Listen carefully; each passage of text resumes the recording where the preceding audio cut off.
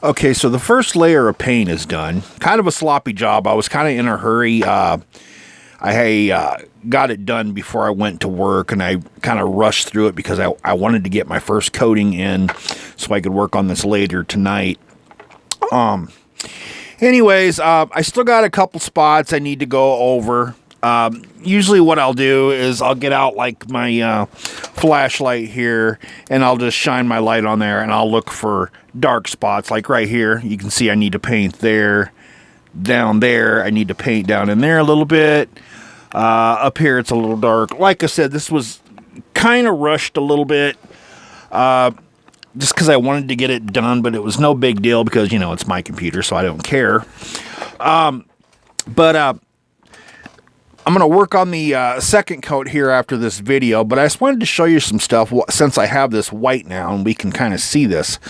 On the screen here, this is an image of the old revision of the Matrexx 55. And if you have one of these cases and you've had it for a while, this might be what you see in the front. See how that's all flat there where those fans screw in? Now, if you look right here on this one, you can see right here, etc., that there's little bumps sticking out where it gives you the position that you would need for your fan. So you can obviously put 2 or 3 120 millimeters there and 2 140s there. Now you can get 3 140s in here, and that's actually what I kind of want to try to do. But there's a little bit of a problem with this, and I'm going to show you this. Hopefully I can get this on camera. Let me pick up a LL140 here real quick. The problem is those bumps. Now, if I stick the LL140 right there, and I don't know if I can get that on camera or not, it lines up all right with the bumps, but when you go down, I don't know if you can see that kind of a gap in there. And what I had planning to do is stick a radiator in here, of course, and go 3 fans in the front, and then, of course, the radiator in the back. Well, the problem is that I want 3 fans. There's obviously enough room there for 2. And if I try putting the radiator in through these holes, obviously these holes stick out a little bit more, and the front fan line up, but the screws might not be long enough. And I might run into that situation too if I just use the gaps to do my radiator. I guess I'll find out when I start test fitting parts in here to be sure. I'm going to use 3 fans either way, probably, I'm guessing. So if anything, I could put them here, like on the inside, and mount. But I don't really like that because see how the sides stick out, you know, when you're looking at the fan. I really don't want that effect. I'd rather that you'd be able to see the whole fan there. But that's something I'm going to have to sort out as I'm going along, and we'll cross that bridge when I come to it. Now on the back here, you'll notice I didn't paint it. Like I said in the last video, I'm not looking for like full coverage. I'm looking for effect. And it was kind of a waste of paint to actually paint this area. I might paint like right up in here in the corners. I just got to take a good look at it straight on and see if you can see anything. And you can't. And that's what I'm going for there. I want you to look at it and go, oh, that's all white. So, we'll see how that works out. Like I said, I'm going to do some more touch-up paint here in just a bit. But to cover this back a little bit, starting down here, this is the hard drive cage. Now, as you can see, the hard drive cage is actually setting that way. I have it setting that way. And what's nice about this case is that you can unscrew that and adjust that back and forth, but you can't take it out. Now, it was normally sticking out like that way on it, like you see in that picture of of a different revision. But I just kind of finessed it and banged it in there and made it turn. And then underneath of it here, don't know if we can see that, there's some screws there with some sliders on it that I used. The reason I did that is, well, one, I'm not going to use a hard drive. I don't really no plans to. And two, when this was the normal way around, this way, it kind of interfered, I thought. You know, it kind of makes a wall right about here so that when you're getting your power supply and all the wires in, you got a wall that you have to work with. And I really didn't care for that. So this method is a lot nicer because I can keep that one back end screwed down, stick my power supply and all my cables, stuff them in under there, slide that back, screw it in, lock it down, and there is all kinds of space right here now to work with. Probably a good couple inches here. Let's see. Oop. Yeah, you know, good 2 inches more of space there without all this clutter that I need to worry about here. And I could do a lot of my cable management back there. So that's going to be nice because, you know, I got a lot of stuff that's going in here. And so I want to take advantage of all the space that I can. Now, another thing is like I said, it slides back and forth. So if we look right here, I actually have it slid back a ways. And if I slide, I don't know if it'll do it. No, I have it tightened down. But anyways, this here slides back and forth as well, and it'll actually come up to here if you're looking to do it that way too. I mean, that's up to you, but this is basically how I'm going to roll with it. Works best for me. Now, one thing I want to take a look at here and show you this is the old revision of the board in the back here, and we'll take a look at that on the screen. See the back of it? Like right here, I'll point out this area first of all. On my son's, this is where I have his commander mounted, which is nice. But right here, as you can see, they changed that to something where there's a bunch of cable ties. Now, I like the cable ties. I really do. And I'm thinking, God, why couldn't they have put like a couple cable ties over there on that one and kind of change that one up a bit? But they didn't. I mean, the cable tie is a nice addition. I suppose I could maybe get the commander right here. You can see there's 2 screw slots right there for something that gets screwed in there. I'm guessing that's probably Deepcool's fan controller or something. I don't know what the hell that would be. But so yeah, I'm going to have to kind of search around for a place for the commander.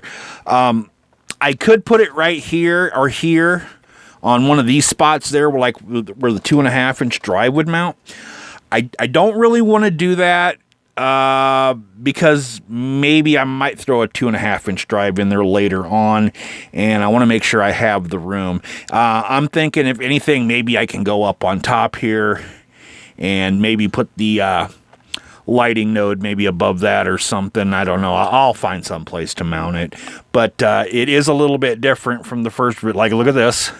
You've got like 3 slots here, here, here, and here. And nothing on the sides. But on this one, look at that. Look at that. So you can see they made some really nice improvements to this case from the old revision. Another thing that's different is up on top there. That's not too bad a space right there. But if you look right here, man, look at that. They just really, really improved that. I mean, like right here even, there's a nice gap there to get wires in here. And there's a couple tie-down points there that they added that you don't see in that one. So they made some good changes to this case that I do like. And like I said, with those front fan little bumpy things there, I don't really like that. But I think I can work with it. Kind of have no choice here. I mean, you know, it's not like I'm going to send the case back. I already painted it, right? But, yeah. So that's pretty much the end of this one. And then, like I said, I'm going to go and start painting here. Like there's a little bit of dark right there. And it's going to be a little time consuming. And then I'm going to go eat something. And then that'll be it for this one for a while. After I'm done getting my second coat in, you know, I'll wait like, 15 minutes or so. And then I'll go and put my third and final coat on. And then this case is going to go into my laundry room because I actually have a little space heater set up in there with a thermostat in it, and I have it set to 80 degrees. You know, nobody ever goes in the laundry room unless, you know, they're doing laundry and they're only going to be in there for a few minutes, so it's nothing I need to worry about. It's a nice warm spot in the house that I can set this so that the paint has proper time to dry. And a proper temperature to dry. You don't want to do it in the cold. You can get cracking and crap like that. So, yeah, so after I'm done with the painting on this is going to go, and it's going to sit for a week in some nice warm climate, and then I'll move on with the rest of the build of it. Now, another thing I wanted to show you here, what did I do with it? Here it is this. The front panel connector. Now, on this one, let me turn this a little bit here. The front panel connector is actually right up on top right here in this area, which is also a nice change they made, because if you look, we'll take this picture here at my son's computer, you can see it was actually in the bezel itself. So I like that change because when my son's, oh my God, I had to tear all this out, you know, unscrew, I don't know how many screws, unscrew the strip, and then take it up to the body shop, did some paint on it, and then put it all back together, and that was a bitch to do. It really was. So the changes they made with the control panel are pretty decent. Now on this one, on the old one, you can see there's a power button over there on the way right, and then next to that is a, what is that, the LED button, and then the reset button, and then of course the audio and USB. This one, you got power on the way right, followed by your USB, followed by an audio, excuse me, followed by this, which is the LED button. And here's the wire for that. I unplugged it from the controller thing. And they don't give you a reset button. I don't know why, but they don't. So I'm probably going to get out some breadboard cables, and I'll probably take this, put some breadboard cables in there to extend it and fix this, because it's not very long. And I might just bring that reset button back for my use. Make some use of this LED button, since I'm not going to be using that button. And I also have, let's see, what do I do with it? Oh, here it is. Here's the old controller. This is the one that, excuse me, comes with it. A lot different from the first revision. This one is SATA, which is a nice improvement from what it used to be. It used to be Molex, and then you can see it's just a simple thing, like right here. You know, that's where the button plugs in for the LED button. I unplugged that, but yeah, it's just on the right side there on the top. That's the LED button. On the bottom, that's the where the power goes, and then you got a little chip in there that controls the RGB, and then that outputs an RGB here, which goes into the JST connector. And then you, of course, daisy chain that out, and you can hook up, you know, however many fans you feel like, or whatever, lead strip and what have you. And that's how that works. I might actually take advantage of this, because I've got a computer that I'm going to be doing. I'm hoping to get it in. My guesstimate is maybe towards the middle or end of next month, because I've got a lot of other high priority projects going on right now, not only with computers but with other bullshit. But and this person is on a limited income, and so when I do the stuff for limited income people, they're usually not going to get my new stuff. You know, I don't invest money to give it away to people. They're going to get my wares that I have in my boxes back there on my stock shelves and whatever. And if I can find parts that are new and have never been used, they just weren't used, like you know, like this RGB controller. This is a good thing to reuse, because then I could take this, mount this in their computer up to their reset switch, and I can easily put some JST type RGB in there, and if I need connectors, I can get connectors. And I've got, you know, all different kinds of stuff. Like right here, I got some up here fans. These are some 140 millimeter ones, and I've got 120 millimeter ones, and I've got all kinds of RGB stuff that I don't even know what to do with. But I'll probably do that for her. She's an older lady there. I took a look at that computer. Well, let's not get into that, man. I'm just totally going off on a tangent here. Sorry about that.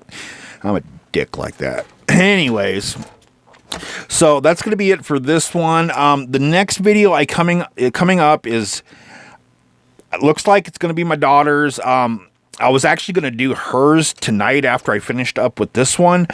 But I was looking at all the wiring that I needed to do and what she had available and her board type. It's an ITX board, so I'm going to have to use a Commander Pro. It looks like that's probably going to be the best approach to do hers with the Corsair swap in her case. But that's probably going to be the next video coming up. This one, like I said, probably next week sometime. Hopefully by then we'll start adding parts, because everything will be dry and I'll have everything painted in there, and I'll start going over the build process with you, and we'll talk about some other things too, like the Pong effect with the Corsair software, synchronizing it up with the JST connectors like this, like that front panel has, and adding some more stuff in here. But that's it for now. I babbled enough. I'll talk to you later, guys. Bye.